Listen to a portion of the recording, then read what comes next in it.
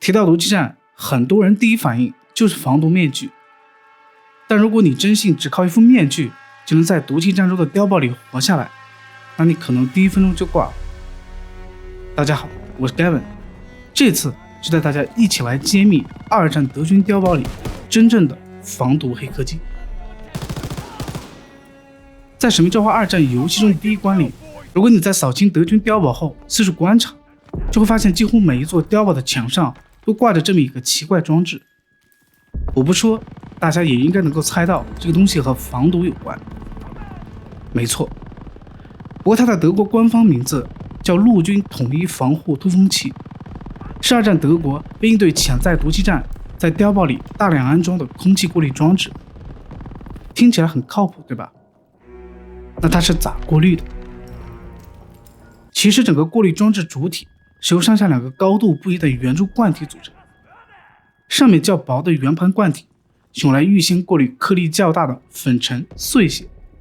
下面较厚的罐体是使用活性炭来过滤毒气、烟雾等有害气体的主要部件。再往下是风机部分和一个手摇杆，不依赖电力驱动，士兵只要不断摇动摇杆，就可以以每分钟1到2立方米的速度向碉堡内不断输送新鲜空气。而进气口的位置就是过滤装置上方的黄色油漆部分，而另一侧涂有白色油漆的管道是送气口，用来将过滤后的干净空气送入通风管道内。看到这里相信你也和我一样，不禁赞叹二战期间的德军工业水平的先进程度。都有这么先进的过滤装置，就算真有毒气战，德军也能万无一失的安全挺过。但如果你真这么想，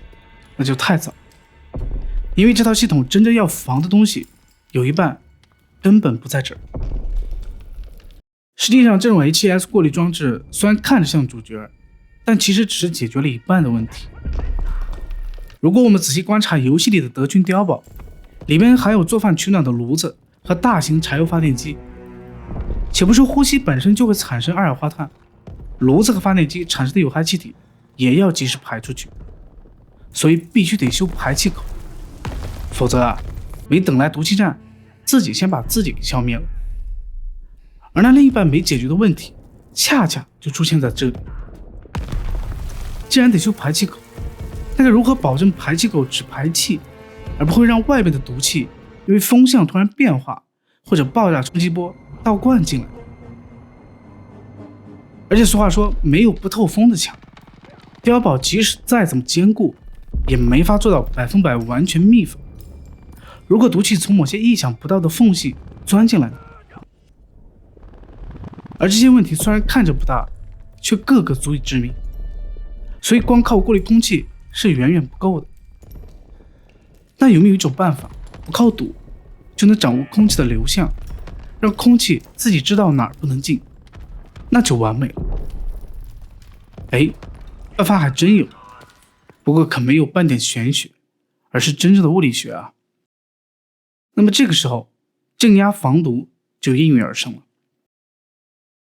不过要理解镇压防毒，就得先知道什么是镇压。所谓镇压，就是正向气压。对于一个封闭空间而言，镇压就是内部气压需要大于外界，而镇压防毒其实就是只要让碉堡里的气压大于外界的气压，就能让空气知道哪儿不能进。因为这种情况下，碉堡内外会形成气压差，那么空气就会因为气压差的原因，自然的通过高压侧的排气口和各种缝隙流向外部低压区，而不用担心排气口毒气倒灌，毒气从缝隙吹进来。不靠堵，而靠镇压来统一空气的流向，所有的排气口、小口缝隙就会统一变成出气口。所以一旦发生毒气战，只要保证 HES 过滤器持续正常工作，再关好密封门，形成镇压区，碉堡内部的德国士兵就可以在毒气战中安全的存活下来。或许我这么说，大家可能对这个镇压还是没有直观的感受，那就举个生活中的例子。比如夏天你去逛中央空调的商场，从外面刚进入商场大厅的时候，就会明显感觉有一股小风迎面吹过，或者感觉商场玻璃门不太好推开。这些其实就是空气镇压在日常生活中的一种具体表现。所以回到德军碉堡，它真正高明的防毒策略不是只靠过滤和堵，而是运用物理学真正驾驭空气该如何流动。那有好奇的小伙伴可能会问，这个镇压太小肯定是不行，那是不是越大越好呢？其实举个生活中的例子，大家一看就懂。估计大家早些年都戴过那种医用的 N95 口罩，特别是如果长时间佩戴没有呼吸阀的那种，就会感觉呼吸困难、头晕、不舒服。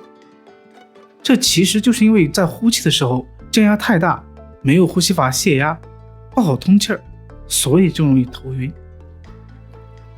那放大到二战德军碉堡的镇压空间也是同样的道理。如果碉堡镇压太大，长时间待在里面的士兵也会头晕，感觉闷得喘不上气儿。而且在手摇过滤器的时候，镇压越大，操作阻力也就越大，过滤器也更容易被摇坏。所以口罩上有阀，德军碉堡里也有阀，不过它不叫呼吸阀，而叫泄压阀。其核心部件就是一个小铁门，不过是一个只能对外开放的单向小门，里边的空气能出去，外边的空气却进不来。当碉堡内部的镇压太大，超过指定阈值的时候，泄压阀的小门就会自动被空气压强顶开，完成自动泄压。而当镇压恢复到特定区间的时候，泄压阀的小门就会因为自身重力而自动关闭。这样，碉堡内部的镇压就会被始终维持在一个合理的范围内，也更方便里边的战斗人员长期驻守和舒适生活。此外，泄压阀还有一个重要作用，就是它还会阻挡碉堡外界潜在的炸弹冲击波，防止冲击波可能沿着管道冲到碉堡内部，从而造成破坏。所以总结下来， HES 过滤器、镇压和泄压阀三者共同构成了二战德军碉堡强大而高效的空气过滤系统，也是现代地堡通风系统中至今仍在沿用的三项核心防护原理，是属于真正的二战黑科技。这也是为什么我一直很在意游戏里那些很多看似不起眼的小物件，因为它们有时候又比那些宏大的游戏叙事更接近真实发生的历史。那最后我们再把视角稍微拉开，同样作为二战期间的重要防御工事，中国抗日地道战里的地道又是如何防毒的呢？那么这个问题答案就得给大家来思考，也欢迎大家在评论区留下你的答案。今天的节目就到这里，感谢大家的观看。如果你也喜欢这支影片，别忘了点赞、订阅和分享哦。我是Kevin，我们下期见。Maybe I'll get home by Christmas with a couple medals on my chest.